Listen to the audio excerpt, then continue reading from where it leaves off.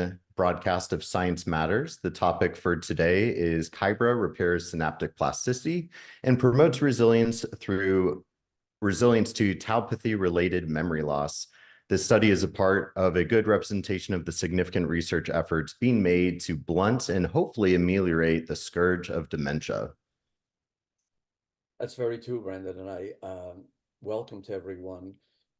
As I always say, in each of these sessions, we take a deep dive into recent research that brings to light objective scientific evidence on whatever the topic is that we're going to be discussing.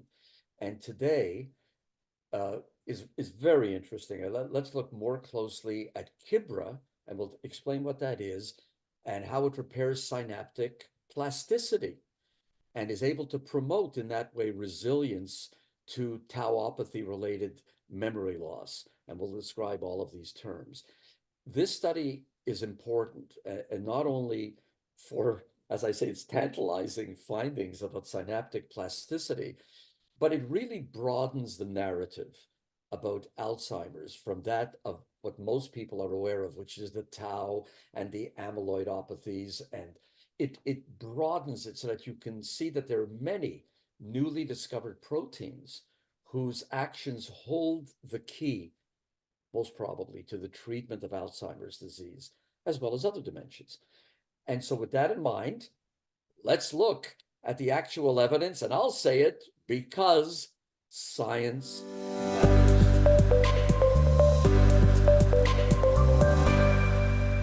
Wonderful. Personally, I'm very excited about this topic as microglial activation, neuroinflammation, neuroplasticity is my main area of expertise and passion. I think these subjects are infinitely interesting. But before we get to today's presentation, I want to recap real quick, because after our last broadcast, which was titled Obesity Causes Mitochondrial Fragmentation and Dysfunction in White Adipocytes Due to RAL-A Activation, there were some questions that came to our attention. One of the questions was, can you explain in more detail the metabolic aspects of obesity uncovered in this study?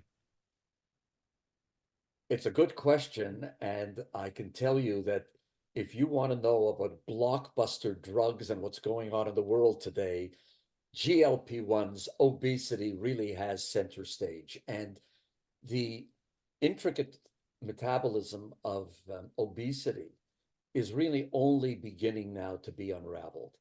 But the future, as is highlighted in this particular study that we did a couple of weeks ago, is very exciting. So let's remind ourselves, what did we discuss? There were researchers at UC San Diego who explored how obesity affects mitochondria. Always the mitochondria that get involved, right? The energy systems of the cell. Now, these crucial structures are responsible for energy production in cells. We know that. And they found in this study that when mice were subjected to a high fat diet, a significant change took place in the mitochondria within their fat cells. So the mitochondria changed in the fat cells. What happened? The mitochondria fragmented into much smaller structures. That's not good. And they exhibited, because of that, a reduced capacity to burn fat.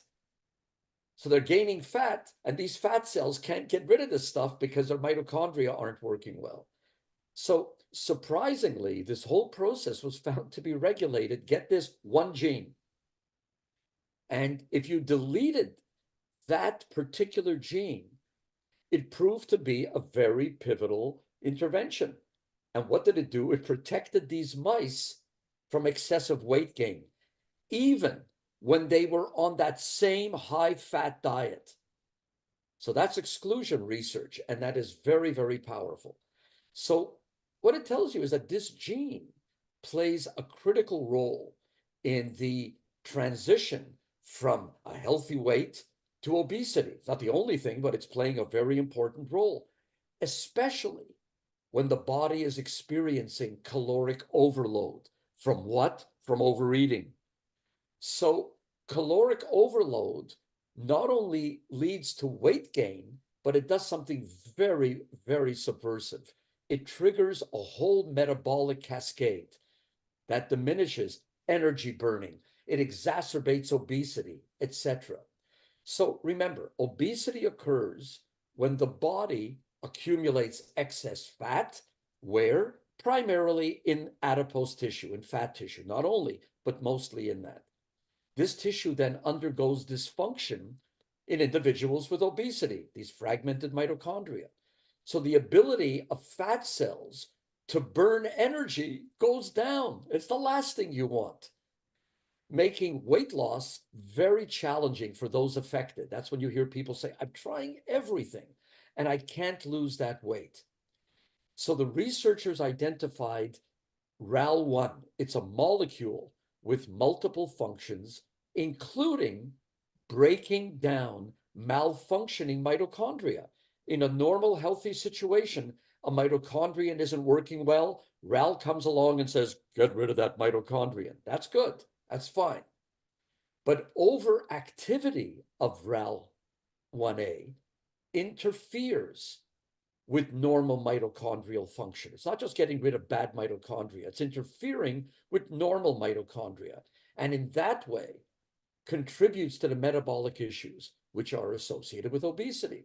So that chronic activation of RAL-A, that molecule, plays a crucial role in suppressing energy expenditure in obese adipose tissue. It just ain't doing what it's supposed to do. So by deleting that gene associated with RAL-A, researchers protected the mice against diet-induced weight gain. Pretty powerful.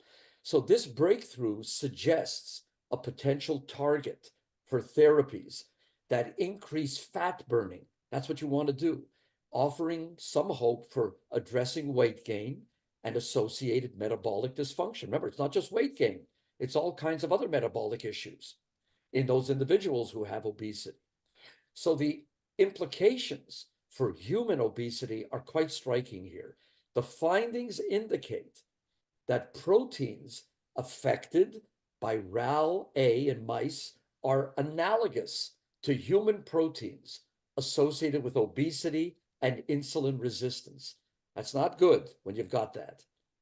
Understanding the RAL-A pathway provides, I think, a very promising avenue for developing targeted therapies.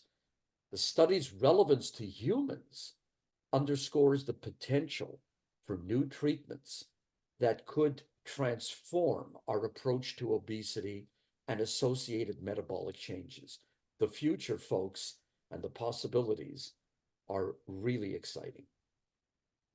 That was a wonderful synopsis. I really enjoyed that episode. And so certainly to the audience, thank you to everybody that submitted questions. They're very important as we all learn and grow together. And thank you to Dr. Gonshore for that very eloquent and succinct synopsis there. But now let's go ahead and get to today's topic, which we're going to jump into with Kybra repairs synaptic plasticity and promotes resilience to tauopathy-related memory loss.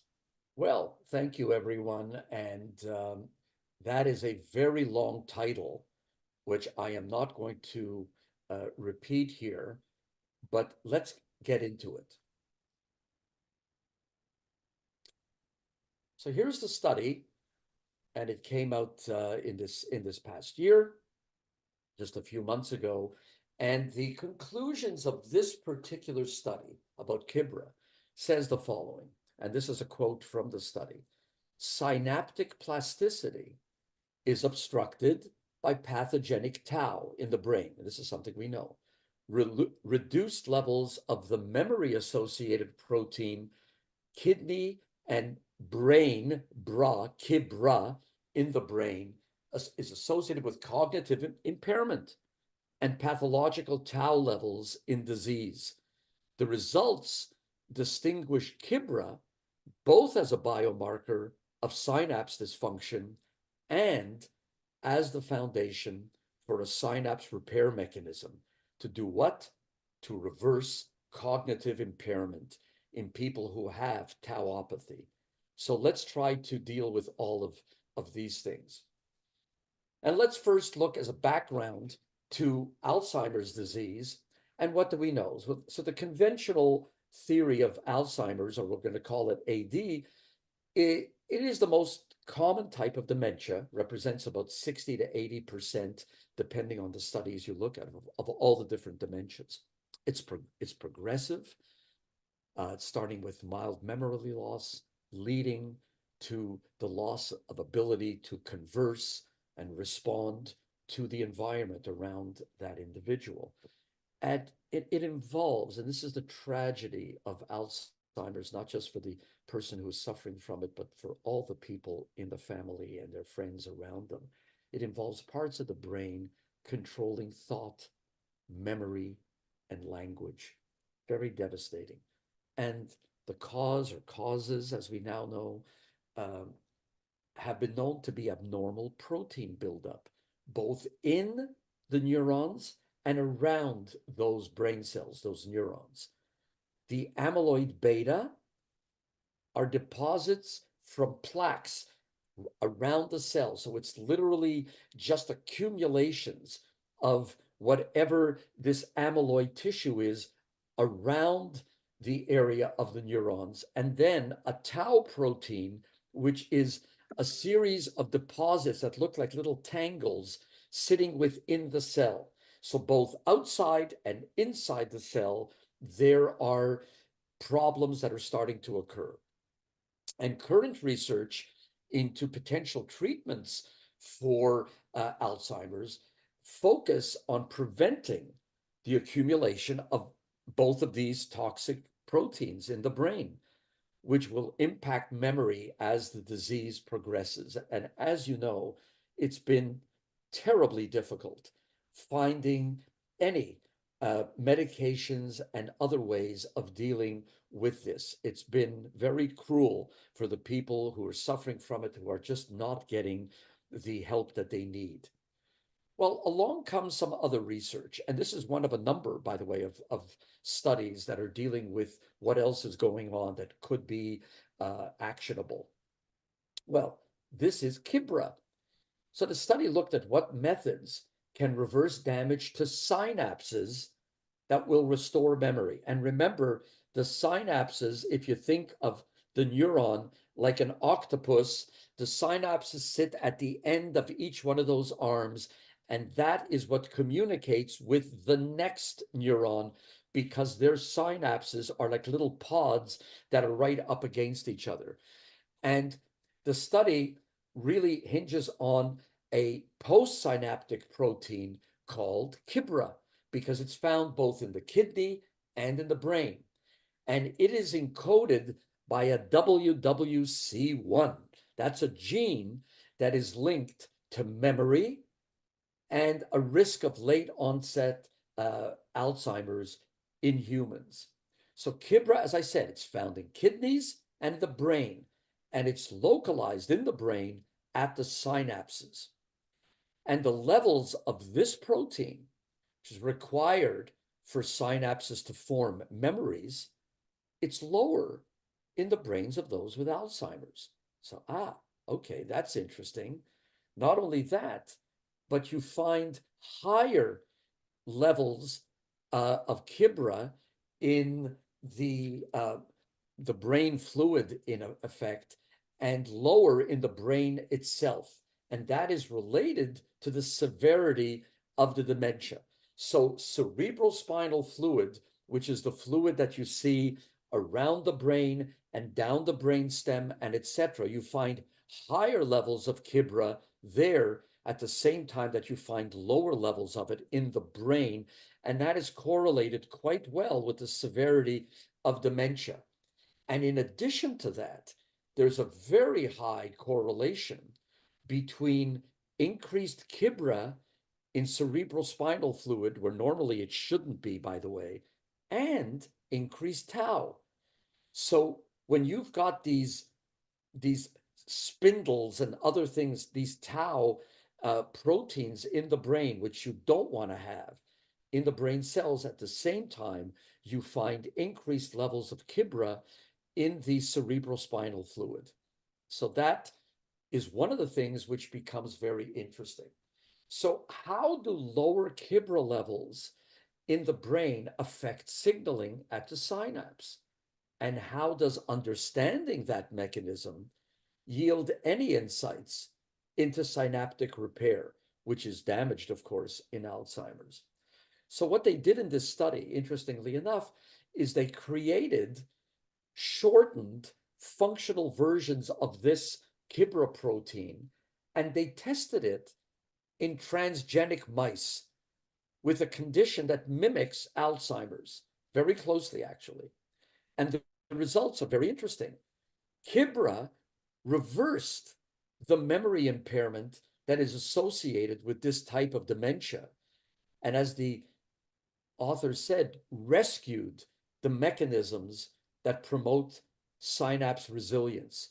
So Kybra clearly has an important function, and you want to keep it at relatively high levels in the synaptic area, because we know that Kybra now is restoring synaptic function, and by doing that, restoring memory in mice, despite, remember this, despite not fixing the problem of the toxic tau protein, because it wasn't dealing with trying to eliminate, if you could, the tau protein. It was dealing strictly with Kybra. So there's a possibility, the author said, that Kybra could be a therapy to improve memory after the onset of memory loss, even though these toxic proteins like tau that cause the damage still remain there. So with further study, the Kybra protein could potentially be used as a biomarker of synaptic dysfunction and cognitive decline. So remember, you could use it as a biomarker, which could help with Alzheimer's diagnosis and progression, especially at its early stages, when there is still a chance of some kind of treatment and a response to that treatment, which you don't get in later stage Alzheimer's. And Kybra-based therapy could also work together with other therapies that will prevent pathologic protein accumulation in the brain. Because don't forget, we still need to get rid of these tau proteins and all of the other related proteins around those brain cells. So reducing toxic proteins is important. Let's not forget that. But repairing the synapses, and therefore that way improving their function, is another critical factor that could help. That's how this will make the biggest impact in the future. So here is a schematic which sort of tells us what we need to know about this. So in the control, people who don't have Alzheimer's, Kybra is at relatively high levels, and there's unimpaired cognition. There's no problem with cognition. In those with tauopathies, what do you see at the same time? Decreased Kybra and also increased pathological tau. The result of this, impaired cognition, and remember, decreased memory because there's less Kybra. At the same time, in the cerebrospinal fluid, in normal people, there's very low Kybra, there's very low tau, they don't have a problem. But in people with tauopathies, what are you also seeing? Increased Kybra in the cerebrospinal fluid, where it shouldn't be, at the same time that you're seeing tau accumulating in the brain cells. And the result of that, of course, is impaired cognition and memory. And I think I'm going to leave the rest because I think it explains effectively that Kybra works in this synaptic area. And by affecting a particular protein called protein kinase, it's able to maintain synaptic plasticity and memory, despite the tau-mediated pathogenic issues. And that is really very, very important. And with that, there we are. Thank you.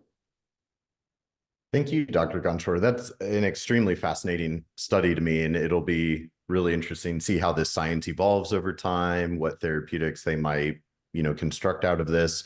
And certainly with our FDN, functional diagnostic nutrition methodology, and our DRESS protocol, of course, I think a lot of us would agree that we like to think prevention is the greatest treatment, right? And so by using diet, rest, exercise, stress reduction, and decreasing some of those neuroinflammatory stimuli that are driving the tau protein formation or the beta amyloid. So I kind of envision this world someday as we all continue working and growing together where, we have everybody doing the DRESS protocol, but they might also have these new exciting therapeutics with the Kybra proteins or something. So it'll be really cool to see how that goes. But to the audience, I hope you enjoyed this study as much as I did and Dr. Gonchor's amazing breakdown of that. So be sure that you subscribe, you share this episode with loved ones. Maybe you have loved ones struggling with dementia. Many of us do. So be sure to help us get this science out there. And be sure to submit your questions, comments, suggested topics to fdntraining.com/science matters. And you can also grab a copy of the studies at fdntraining.com/studies. And join us again in 2 weeks on April 17th. We're going to be talking all about how a low dose of daily licorice intake affects renin, aldosterone, and home blood pressure in a randomized crossover trial because, my You friends, say it. oh, I get because science matters.